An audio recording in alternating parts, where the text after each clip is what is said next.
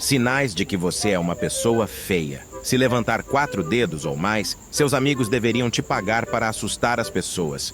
Vamos começar. Ok, tá nice, tá Levanta um dedo se você recebe um elogio a cada 3 anos. Não, bro. Levanta Todos um os dedo dias. se você se arruma todo brincar. e quando pede opinião dos amigos dizem que está bonitinho. Não, Levanta um dedo se você tira várias fotos, mas não fica boa em nenhuma.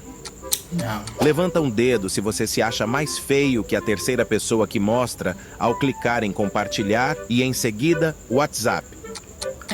Não. Levanta um dedo se você tem no máximo 20 curtidas por foto em suas redes sociais. Nem chegou a Levanta um ver. dedo se você nunca pega ninguém. Levanta um dedo se seu amigo mais feio namora e você não. Levanta um dedo se você, constantemente, se sente ignorado pelos outros. E aí, quantos dedos você levantou? Nenhum, mano.